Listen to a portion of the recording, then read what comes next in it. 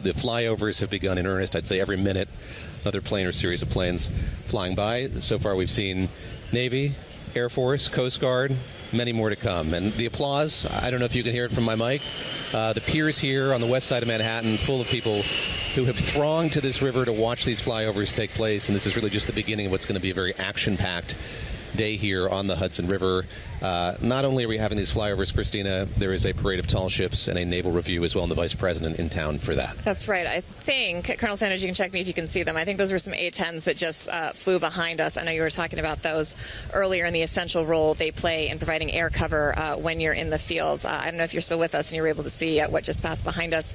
But what are some of the aircrafts that you think really stand out and are some of the most useful to folks when they are in combat?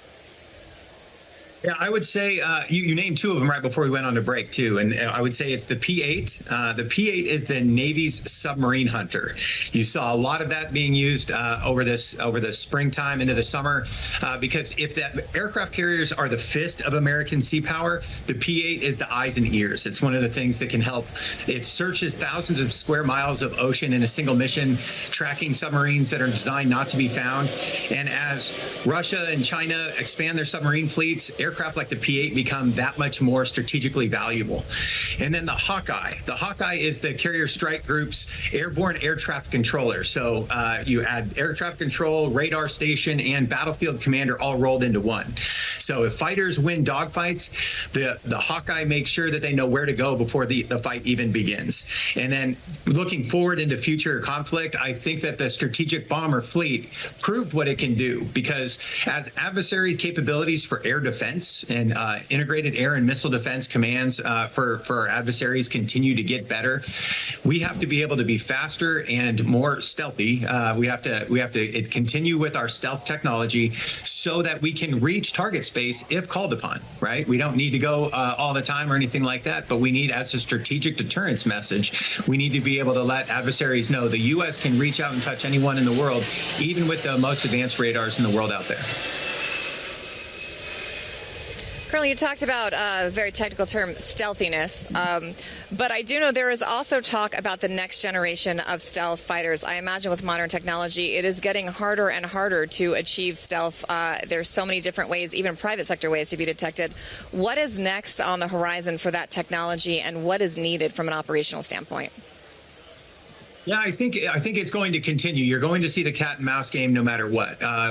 One of the things that you're going to see is a continuation of minerals, right? The coatings that are used in stealth technology continue to advance, because everything that you're trying to do with the radar system, right, is you are trying to be able to identify a signature that's out there that's not normally detected and being able to see it. So as you create different designs of aircraft to make it so that the radars can't see you, low observable aircraft, this is one of the pieces that becomes that much more important, is the materials that are used, the heat signatures that an aircraft produces. You've got to be able to do everything you can to obfuscate what that actually looks like. And so I think between the technology that you're seeing and the minerals and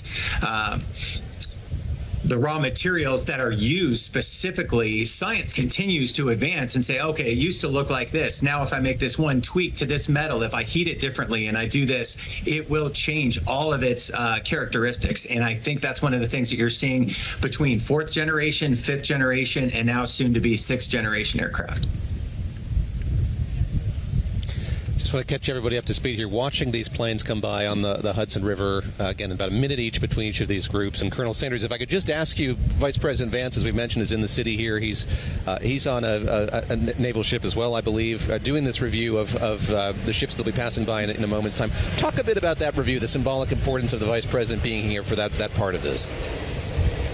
I think it goes to show how much the administration cares about its military, about its service members, as well as the protection of the United States. Part of this international review also shows the importance that it places on our allies and how important they are to us.